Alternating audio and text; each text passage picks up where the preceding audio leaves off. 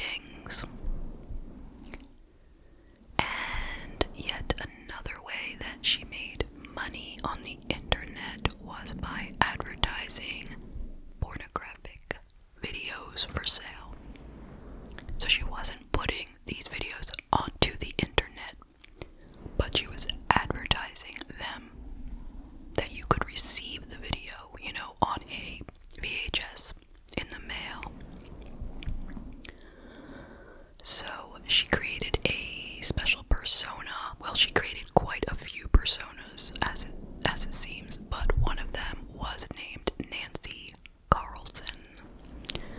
Now, that persona was supposed to be a 300-pound dominatrix / adult star. In real life, she weighed about 189 pounds, give or take. So, under this pseudonym, she offered violent adult films of women being hypnotized and then SA'd. She had an ad that she placed on October 1st, 1996 that stated she had just, quote, made a video of actual women willing and unwilling to be knocked out, drugged, under hypnosis, and chloroformed, end quote. Now, before you get too upset, it doesn't seem like these videos actually existed. From what I understand, she was just advertising these videos. But I don't think she had these videos. She also sold her used undergarments online. And she advertised that she could make any kind of video for you that you wanted, whatever it was, whatever your fantasy was. Just send her $100 and she would make it for you. Now, a few people fell for this scam and never received any video, but there doesn't seem to be anyone out there who claims to have gotten a real video from her. She also advertised that she was interested in finding someone who would like to force feed her so that she could get up to 500 pounds. In addition to her trying to just make money, she was also on the internet for her own interests, let's just say. She found her way to hardcore sites or chat rooms where she and others would talk about things like necrophilia, bondage, and other fetishes. And she had lots of different fake names and personalities all over the internet. This gave her a lot of anonymity, and she felt free to express whatever it was that she wanted to express, since she was basically anonymous. Two of her favorite sites, it seems, were fetishfeet.com and sexbondage.com. Many of her posts online had to do with, quote, a fascination with torturing till death, end quote. She talked about how she was looking for a man who would sexually torture her to death. And she would talk to a lot of men online who said they wanted to fulfill this wish. But most of them really only wanted to roleplay it, and they didn't understand that she was actually 100% serious. She even met with a man in New Jersey, and he didn't realize that she was serious until they met in real life, and then he was like, oh, no, forget it.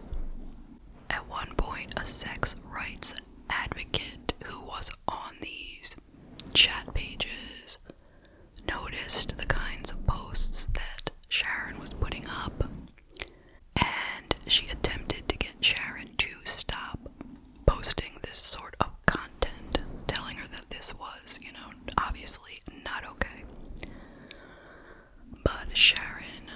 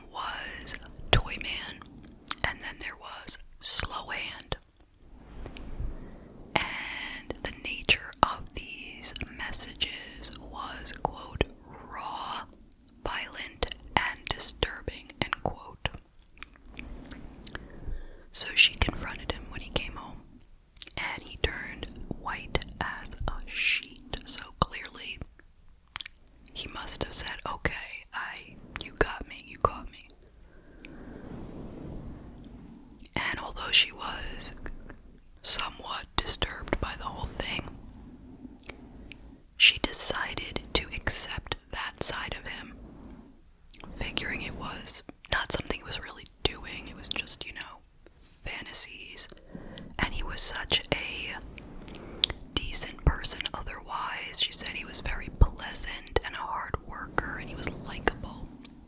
So for a short while, she lived with that knowledge and stayed with him. But then the final straw came when one of her children said to her, "Why doesn't our father love you?" And then she knew it was time for them to separate. So that was in May of 1996. Now in August of 96, that is when Bobby met Sharon in these chat rooms that I mentioned earlier. He was interested in torturing somebody, and she was interested, as I already mentioned, in being tortured to death. And he was okay with that. He was very, very interested. And they wound up emailing for about 2 months. And there was a total of almost 900 pages of emails between them, mainly talking about what they wanted to do when they would get together. So they went ahead and made plans to meet up. She would come out to North Carolina and they would go to his trailer. Once he separated, he moved into a trailer. So she had made it very clear to him that what she wanted was to be bound and strangled to death during sex. And he was very clear on that and agreed that that is what he would do. Now, on the morning of October 13th, 1996, Sharon told her husband Victor that she was going to visit a friend in Georgia, and she left. But she wasn't going to Georgia at all. She went to the Baltimore train station and she got on the 9:15 a.m. train to Charlotte, North Carolina. It was a very long trip, apparently. It took until 8:45 p.m. to arrive. And Victor met her at the train station. He lived 80 miles from Charlotte in a town called Lenoir, North Carolina. So they drove in his pickup truck to his trailer. Now, about a week later, Victor found a note from Sharon. And it said on it that she would not be returning. Now, that's not what she said to him. She just said that she was going to Georgia to see a friend. But now the note said she was not coming back. And she also told him not to go after her killer. Quote, "If my body is never retrieved, don't worry. Know that I'm at peace," end quote. So he goes right to the police, of course, and they come over the house and they look for evidence. They check out the computer and they find all these emails. So their computer crime unit was able to trace the emails, which was a pretty new science, I believe, at that time. And they found where the emails were coming from. So they knew it was Bobby Glass, and they knew where he lived. So for whatever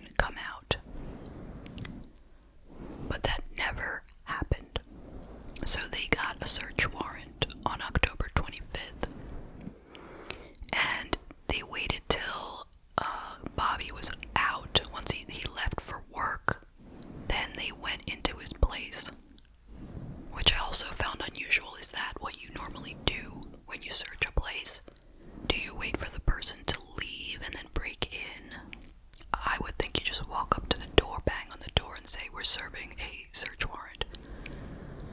But obviously it must be a lot safer to do it the way they did it, so that must be why. So his place was a mess, outside and inside. There was garbage all over the exterior, and the interior was just a hoarded mess. They did find some of Sharon's belongings. They also found drug and bondage paraphernalia, a pistol, tons and tons and tons of computer disks, and shockingly enough, they found child PORN in addition. But they did not find Sharon right away. But it really didn't take long. They noticed 75 feet outside of his trailer was some freshly moved dirt. You know, what looks like a very small, poorly dug grave. 2.5 feet down in the dirt, they sadly found Sharon's body. She was deceased. And according to the local district attorney, if Bobby had buried her body in the woodlands behind his trailer, they never would have found her. It must have been a very, very woodsy area for the DA to say that so confidently. So, as soon as they found the body, they went right to Bobby's work and arrested him. He told the police that he had been with Sharon for several days, and while they were together, they had acted out all of their fantasies in his trailer. And he said that she had willingly allowed him to tie her up with rope and do other acts, which I'm not going to get into. But it's out there if you want to read more about it. So anyway, he said she allowed him to tie a rope around her neck and tighten it while they were having sex. And he said that he accidentally strangled her to death. He said, quote, "I don't know how much I pulled the rope. I never wanted to kill her, but she ended up dead," end quote. Now, the autopsy stated that the cause of death was strangulation, and there was inconclusive evidence of sexual torture and mutilation. So inconclusive must mean they're not really sure if that did happen or not. And it was believed that she died 3 days after arriving in North Carolina. According to the defense attorney, the autopsy results supported what Bobby said, that it was an accident.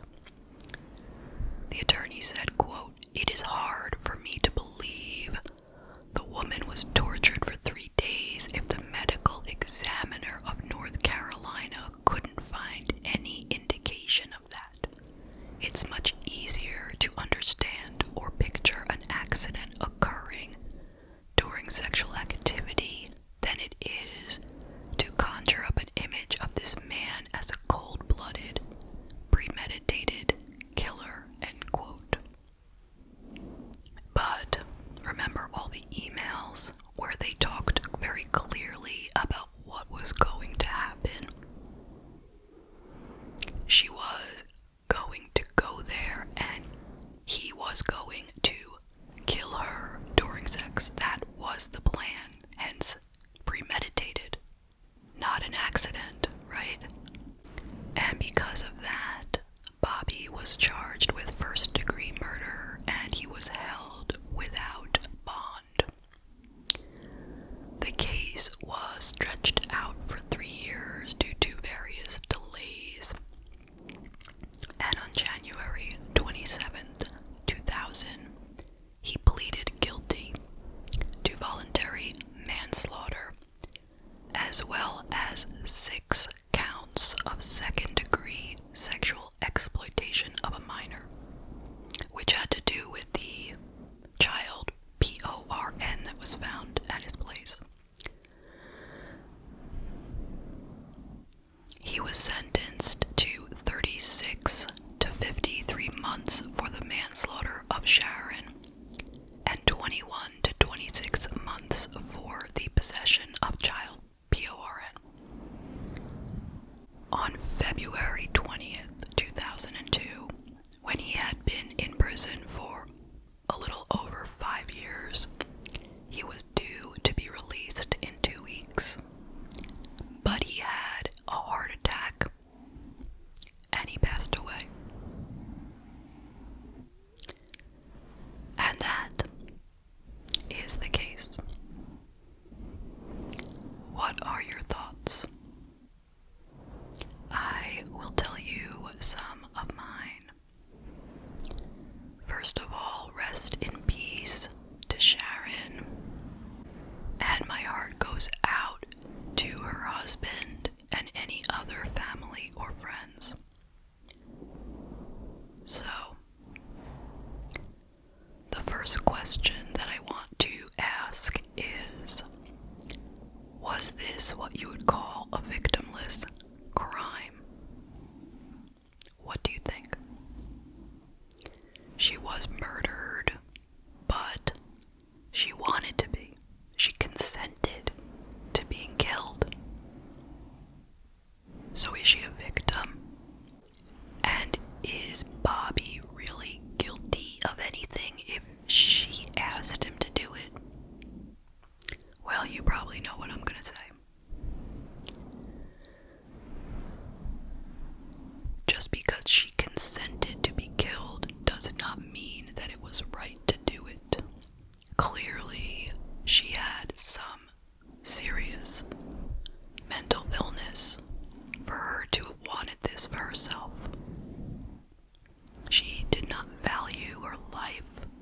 I would imagine she was probably depressed. I don't really know. I didn't hear enough about